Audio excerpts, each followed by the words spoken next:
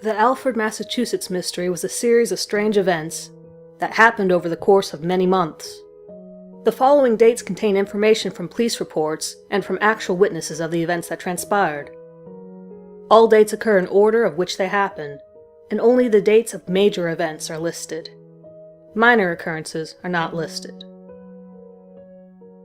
August 12, 2005. A plumber by the name of Henry Miller was called upon by the Davis residence. The Davis family was complaining of a strange tapping noise coming from the bathroom walls. Mr. Davis suggested it was a plumbing problem.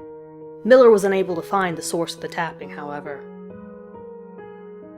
August 15th, 2005.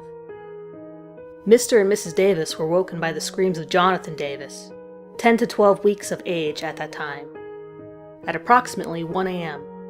The couple found the baby with bruises on his back and a small cut on his right cheek. They then called the police, who arrived shortly.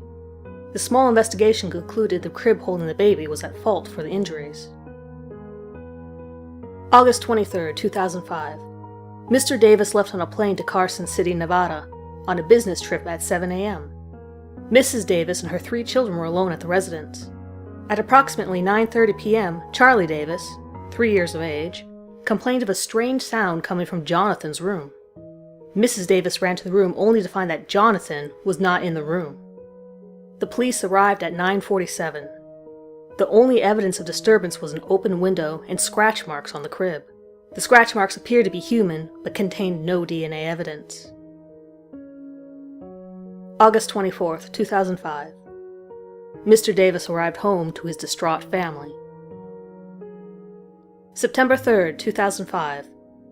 The police had been receiving multiple reports of a woman screaming and crying at the Davis residence. Police arrived quickly, only to find that nobody was at the house. The Davis family had decided to fly to Sacramento to be with the comfort of Mrs. Davis's grandmother. The officer on duty at the scene reported that they heard no screaming or crying. However, they did report hearing a soft tapping on the walls. October 6, 2005. The Davis family decided they wanted to sell their house. We decided that the house brought back too many bad memories. After the disappearance of Johnny, we could not even bring ourselves to look at the house, stated Mr. Davis. Mrs. Davis refused to comment. March 15, 2006. The Hansen family moved into the house. They were reported to have heard the same soft tapping that had been plaguing the Davis family. March 18, 2006. Colby Hansen, age 7, woke his parents up at 11:31 p.m. He told his parents that he saw a thin man in the hallway. Mr. Hansen went to investigate but found nothing. Colby slept in his parents' room for the following week. April 1, 2006. Mr. Hansen was home from work early. He was reported to have been waiting for his wife to come home from cosmetic school. About the time his wife should have been home, he heard a voice whisper his name. He turned around, only to see a brief glimpse of a white dress heading into the other room. He ran into the room but found nothing. He confided in his wife, but she dismissed the story as an April Fool's prank. April 5, 2006. Mrs. Hansen woke up around 6:30. She reported that she had heard somebody calling her name. She sat up in time to see a white dress heading into Colby's room. She ran to his bed in a panic, but nothing was out of the ordinary. April 6, 2006. Colby Hansen woke up in the morning very frightened. He told his parents about a frightening dream he had the previous night. He reported that he had seen his mother run into his room with a frantic look on her face. When she reached Colby's room, she crouched down and made sure that her son was uninjured. Colby said that she seemed relieved, but behind her was a figure without eyes holding a crying baby. Mrs. Hansen did not tell anyone of what had happened the night before. April 10, 2006. Mr. Hansen called the hospital. He told doctors that he thought something was very wrong with his wife. Mr. Hansen brought his wife to the hospital for evaluation. April 11, 2006. Mrs. Hansen's doctor reported that she was undergoing symptoms similar to those of PTSD. May 22, 2006. Mrs. Hansen's mental state worsened to the point of insanity. Mr. Hansen reported that she was often rambling about people in the walls and about how the baby doesn't belong to you. Mr. Hansen had been planning to take her to a mental institution and finally went through with the plan on this date. May 31st, 2006. Mrs. Hansen was found dead in the bathroom of her institution. Nurses reported that she had locked herself inside the bathroom and would not come out. Police found that she had bitten through her radial artery. The words, "Check the walls," were written in blood on the wall. June 1st, 2006. Mr. Hansen learned about his wife the following day. He was hesitant to tell his son, because Colby had believed that there was still hope for his mother. Mr. Hansen was surprised to find that his son did not react with any emotion to the incident. Colby simply stated, "Mother was right." June 5th, 2006.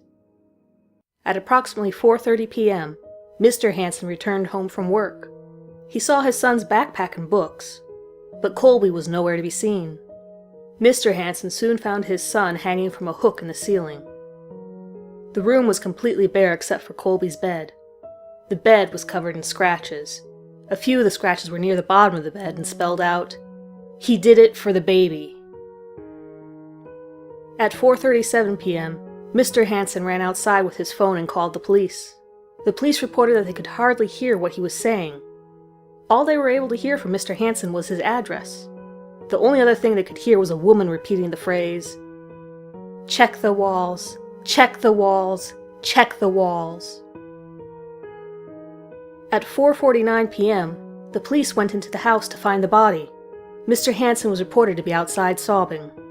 When police went into the house, it was completely empty. There was no furniture or any other belongings in the house.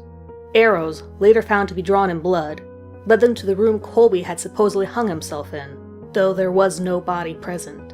A red X was printed on the wall with blood. June 6th, 2006.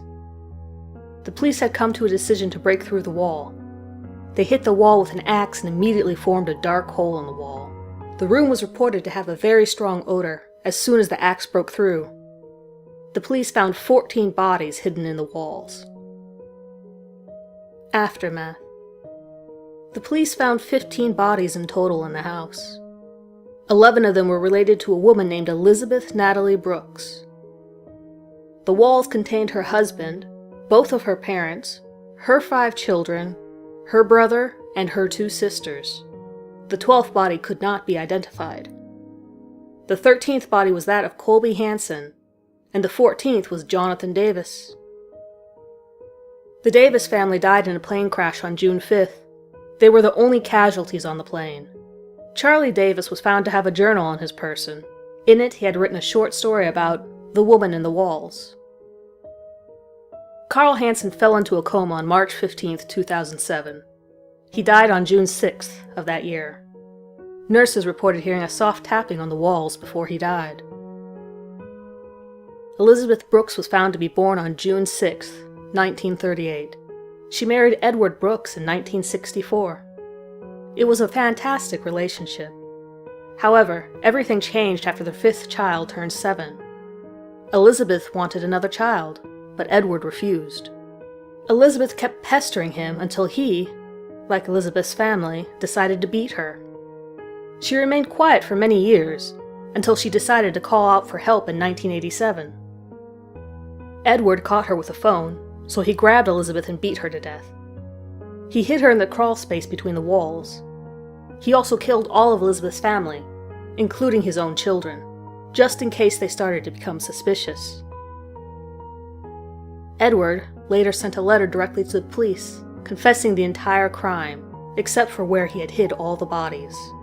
He then shot himself. Elizabeth's body was not found until June 6, 2006. Police found her in the crawl space clutching the 6th child she so badly desired.